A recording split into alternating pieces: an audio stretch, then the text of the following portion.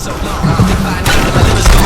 They tell me I got a problem with the liquor, but they ain't never there when the shit goes wrong. They say I got a problem, what you talking about, son? I got 99 bottles and your bitch get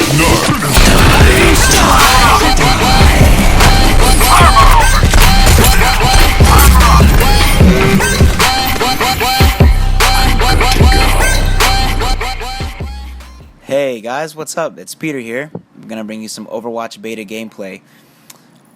This is gonna be a new channel that I'm making with a friend. We're gonna be working on a couple different games and covering gameplays, doing commentaries and stuff like that.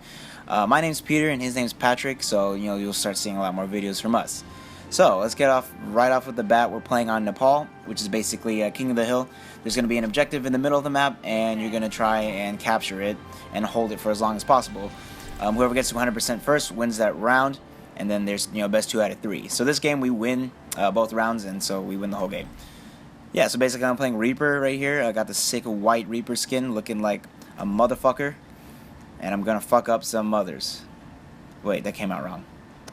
Yeah. Anyways, Reaper's probably one of my favorite heroes. He's pretty easy to use, but the reason why I like him so much is he's kind of like an assassin. Do crazy shitloads of damage type of character, hero, which is why I like him so much. I mean, that's generally the type of character that I usually play in role-based games.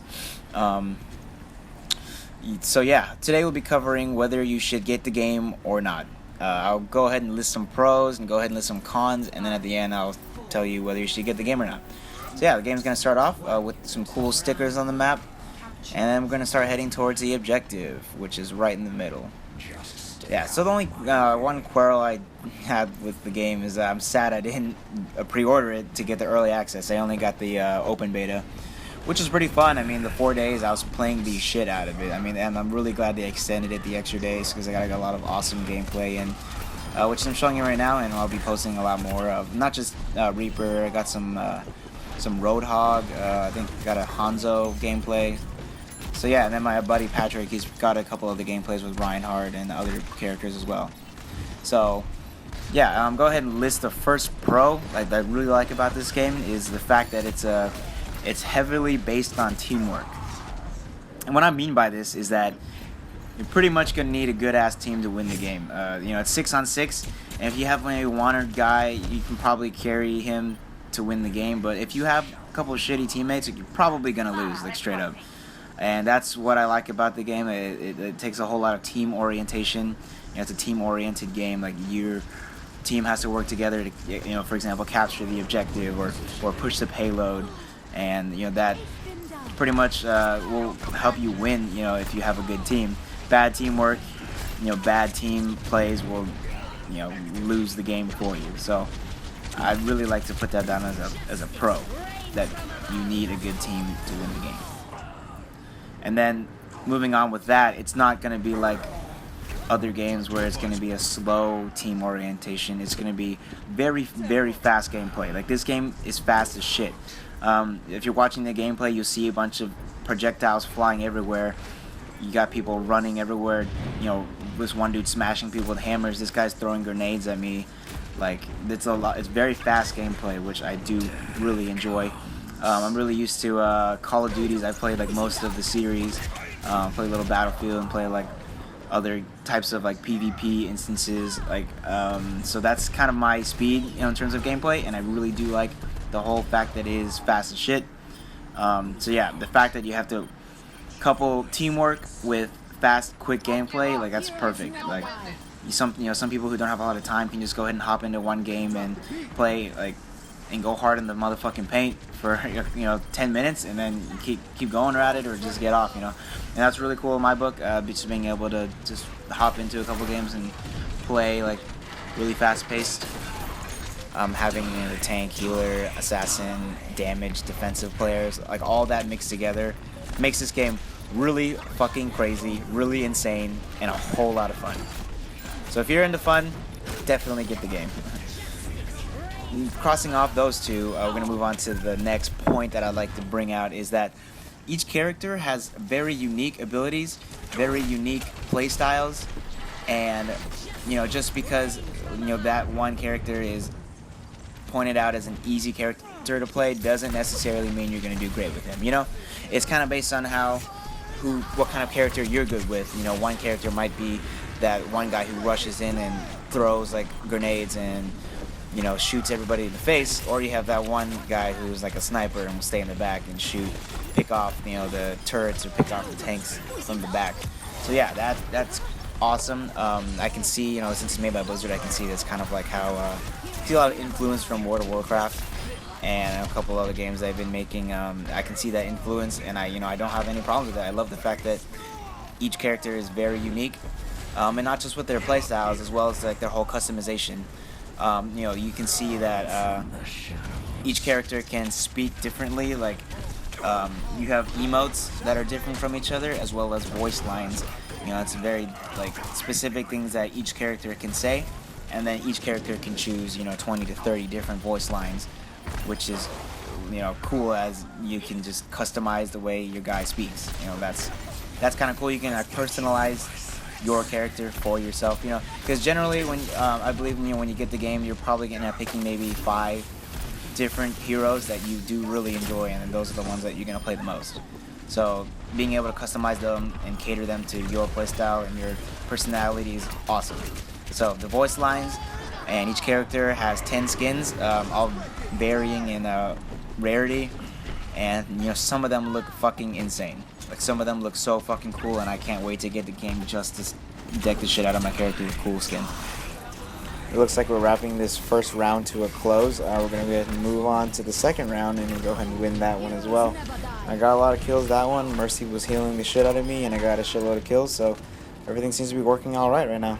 If at the beginning of the gameplay you saw that there were different types of spray paints, and basically those are like little pieces of spray paint that you can just kind of just throw on the wall, which is kind of cool. You'll see right here, that's me throwing on my sticker, and then Mercy threw on hers on the wall as well. And that's like random as fuck, but that's cool as shit, and it's a whole nother customization aspect that you can do as, you know, as you're playing the game. And then you'll see at the end of the game, each character will have like a highlight intro. Basically, the best play of the game will be highlighted, and then as the characters being introduced, they'll have like their own like jump, like their cutscene where they introduce themselves, and that's pretty cool. You'll see it at the end of the game, as well as at the end of the game when the winning team will all pose, and then each character has their own customizable victory pose, and you have that they can like stand a certain way, like based on it. Kind of falls into what the kind of champion they have too as well. Champion. This is fucking League. What the fuck am I talking about? And then loot boxes. I know some people don't like loot boxes, but I personally love loot boxes. Being able to get cool shit from the game. I mean, that's mostly where you'll get your skins and all the things I'm mentioning, all the customization aspects. You'll get them from your loot box, and it's kind of like the luck of the draw. You know, I really love like playing my cards and seeing what I can get from these loot boxes. But yeah, that's another huge pro. And you know, the pros I would say is the teamwork that is necessary to win the game, the fast-paced gameplay, and the customization. So some cons, and they're not huge cons, but they kind of affect the gameplay in my opinion, and I do believe Blizzard should fix these. The first one is that on PS4 and Xbox there's a huge issue going on during the beta. I'm hoping they fix it. I didn't go on Reddit and check the forums to see if they're going to fix it or not, but being AFK doesn't mean you get kicked. So that means, since I mentioned that it's a teamwork-based game, it's very important that all 6 heroes play their part. And if they don't, then that 5v6 or 4v6, etc., can end up for sure being a loss, which is a huge issue because, you know, if you have one guy who's AFK, why doesn't he get kicked? He's just gonna, because in this game, like the AFK guy will just stay AFK. He won't even pick a hero, and he'll just be AFK, so it'll be a 5v6, and then you'll lose just because there's one guy that's AFK. And it gets so bad that a couple games where that AFK player will just carry on into the next game, and he won't even pick heroes. He'll just be in the game taking up a 6th spot but not playing at all, and that's a huge issue. I hope they fix it. I really hope they fix it. But as of now, as it stands, it's an issue. Moving on, I feel like there's a couple heroes that are really overpowered to the point where it affects the gameplay, to the point where you don't really need a lot of skill. You can just kind of easy mode it through the game with those 2 champions and pretty much win the game with your team. These 2 guys are heroes that use turrets. One of them turns into a turret, and then the other one is kind of like Heimerdinger from League. Like he can set up turrets. These two guys are called. Their names are Bastion, and then he's like a fucking robot, like iRobot type shit, or fucking yeah. He's basically like a fucking turret. And then the next guy is a little red ginger Irish dwarf fuck. His name is Toreborn. I think it's Irish. I don't fucking know. But yeah, they both just set up turrets. It's gotten to the point where I've seen teams stack like 4 of these guys in succession, and then have maybe 1 or 2 healers, and then they win the game like so hard just because they have a bunch of turrets, and like no matter what we do, like we can't get past their defense. It's impossible to win the game just because they have so much defense stacked on top of their heals. Like I think they should nerf it, because in League of Legends, like Heimerdinger back in the day, like when the game first came out, excuse me, Heimerdinger was a huge issue. Like he would pretty much, if you had an Heimerdinger on the team, you'd pretty much win the game, you know. And it's kind of the same thing with this game. I mean, it doesn't guarantee you a win, but it does get to the point where it's very difficult to progress in the match just because there's one guy with turrets. So yeah, those two are a couple cons in my book. I believe that they should nerf the turret fucks and then kick the AKers because it's kind of an issue. It's kind of fucking gay.